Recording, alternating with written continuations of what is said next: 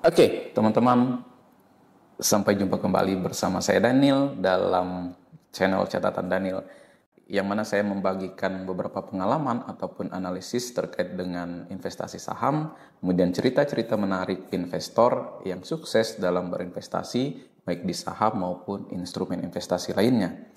Nah, teman-teman, pada episode kali ini kita bakal membahas rahasia cuan seorang pemuda yang bisa mengubah modal 10 juta menjadi 200 juta atau dengan cuan mencapai 250%. Nah, bagaimana strateginya dan apa saja saham yang dibeli?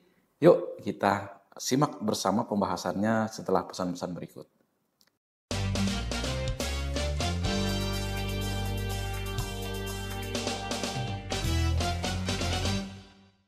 Oke, teman-teman, ada salah satu sosok investor muda yang sempat menjadi sorotan pada 2015 lalu karena dia mampu mencatatkan keuntungan hampir 250%. Meskipun kalau kita tahu ya kekayaannya belumlah sebesar Warren Buffett ya teman-teman. Bagaimana strategi investor muda ini bisa cuan di pasar saham?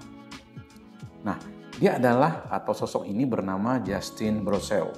Jadi sosok ini disebut sebagai investor muda yang paling sukses di 2015. Setelah terkenal sebagai investor muda yang paling cuan, kini si Justin ini bekerja sebagai Assistant Vice President Wealth Management Advisor di Merrill Lynch, yang mana dia bekerja itu sudah sejak 2017 silam. Jadi perkenalan Justin Brosseau dengan saham itu dimulai pada saat dia SMA sekitar tahun 2007.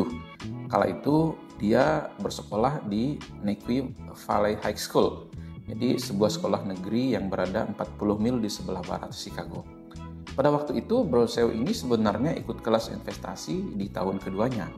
Gurunya itu bernama Brian Giovanni menugasi siswanya untuk memberikan tugas kepada siswanya untuk membuat portfolio saham, demo, dan simulasi buatan sendiri. Jadi dalam membuat portfolio saham simulasi ini, Brosseau memilih saham United Airlines untuk proyek kelasnya tersebut. Lantas, dia mempelajari keuangan perusahaannya dan menilai cukup yakin dengan prospek saham tersebut. Nah, setelah mengikuti kelas investasi ini, Brosseau yakin untuk terjun ke pasar modal yang sebenarnya. Nah, untuk itu dia meminta tolong kepada ayahnya untuk tanda tangan akun Scott Trade-nya ini sehingga dia dapat akun, teman-teman.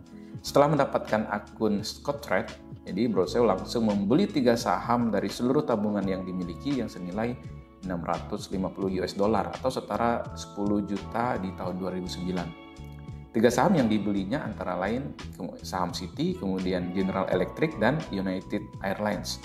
Dari total saham tersebut, dia mencatatkan keuntungan yang terakumulasi di ketiganya sebesar 250% menjadi $1.600 atau setara 25 juta pada 2014. Bahkan keuntungannya di United Airlines ini mencapai 925%. Bagaimana strategi investasi saham Justin Brosseau ini? Nah, Brosseau ini sendiri memiliki strategi investasi yang terbilang sederhana, yakni berinvestasilah di perusahaan untuk jangka panjang. Lalu dia akan fokus mengerjakan tugas kuliahnya.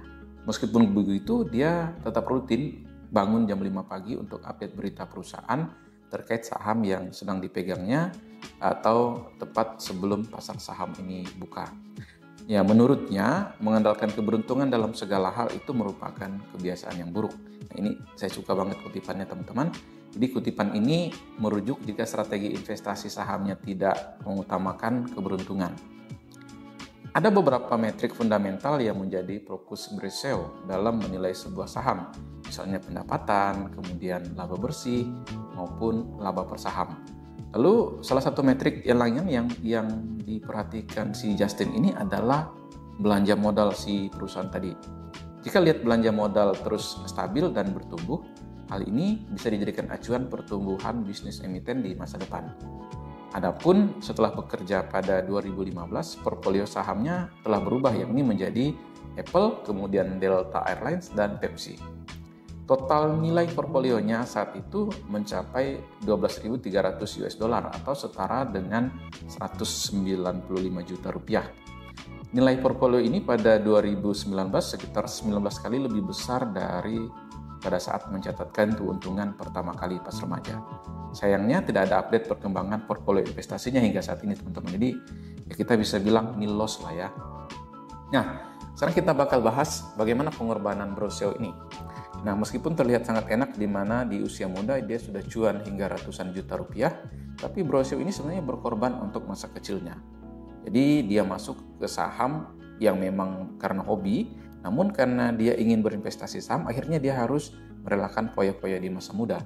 Nah, bayangkan teman-teman, banyak teman-teman sekolahnya menilai kalau Bro SEO ini aneh dan sedikit gila, teman-teman. Saat teman-teman yang menghabiskan uang ke bioskop atau mereka ini happy-happy ya, termasuk untuk nonton The Hangover, Bro SEO malah menggunakan uangnya buat berinvestasi. Nah, meski seperti pepatah yang mengatakan berakit-rakit ke hulu atau bersakit-sakit dahulu dan bersenang-senang kemudian. Jadi pada saat usia 23 tahun di 2015 lalu, Bro SEO ini sudah memiliki aset sekitar mendekati 200 juta. Nah, bayangkan teman-teman di usia semuda itu. Namun dalam berinvestasi, tentu saja Bro SEO juga mengalami kesalahan terbesar. Jadi apa kesalahan terbesarnya? Nah, salah satu kesalahan terbesar dari Bro SEO ini adalah melakukan trading dengan mindset analisis investasi. Jadi selain investasi, Bro SEO juga sempat melakukan trading.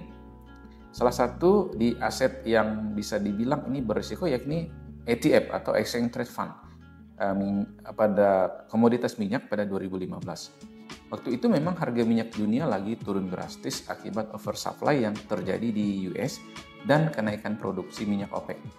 Nah, Bro SEO ini menganalisis ada potensi minyak ini di harga 36 US dollar atau adalah itu harga bottomnya, teman-teman. Nah, setelah itu harga minyak bisa naik lagi. Nah, untuk itu dia masuk ke aset ETF tersebut. Hasilnya, teman-teman, dalam jangka pendek harga minyak memang naik, tapi Bro SEO tidak melakukan taking profit karena merasa ada potensi kenaikan yang lebih besar. Nah, sebagai catatan, rata-rata harga minyak normal berada di 70 hingga 80 US dollar per barel. Sayangnya setelah sempat naik sesaat harga minyak malah kembali turun hingga sempat di 25 US dollar per barel. Nah, di sini Bro SEO ini sebenarnya tetap hold ETF minyak dengan plannya adalah trading dengan alasan emosional karena dirinya yakin dengan analisisnya ini sudah benar. Secara jangka panjang sebenarnya analisisnya ini nggak salah, teman-teman. Tapi dengan plan trading yang jangka pendek itu menjadi petaka. Nah, akhirnya dia berujar, teman-teman, kamu boleh yakin dengan analisismu di salah satu aset, tapi jangan sampai karena keyakinan itu menjadi berlebihan, karena hal itu bisa membuat penilaianmu menjadi bias. Nah, itu ujarnya si Bro SEO ini, teman-teman. Untungnya, si Bro SEO ini juga menerapkan diversifikasi aset di sekitar 14 saham dan ETF, termasuk ETF minyak tadi. Sehingga meskipun ETF minyaknya turun, total aset di Maret 2015 sampai Desember 2015 itu masih untung 42% menjadi 17.500 US dollar atau setara 275 juta. Selain mencampur adukan analisis investasi dan trading, teman-teman, jadi Bro SEO ini juga sempat melakukan kesalahan karena terlalu over trading dalam jangka pendek. Dari sini Bro SEO mendapat pelajaran bahwa terlalu kecanduan trading jangka pendek ini berisiko besar bagi pertumbuhan asetnya. Hal ini dialaminya pada Mei hingga Juni 2015. Dia melakukan 150 transaksi selama sebulan. Bahkan beberapa scalping di mana transaksi jual beli bahkan dilakukan dalam 30 detik. Jadi over trading ini benar-benar menghancurkan kita, teman-teman, itu ujarnya. Untuk itu saya kembali memilih filosofi bersabar dan dalam berinvestasi jangka panjang dan menjadi lebih tenang. Itu ujar si Bro SEO ini, teman-teman. Kemudian Bro SEO pun fokus pada investasi tanpa melakukan transaksi jual beli yang sangat sering seperti periode Mei dan Juni lalu. Oke, teman-teman, itu cerita atau rahasia dari anak muda yang di usianya yang baru mencapai belasan tahun, dia udah berani memutuskan untuk berinvestasi dan cuan hingga 250%. Luar biasa. Ini menjadi inspirasi kita, teman-teman. Mudah-mudahan informasi ini bermanfaat dan sampai bertemu pada video berikutnya. Jangan lupa untuk like dan subscribe video dan channel kami, Catatan Daniel.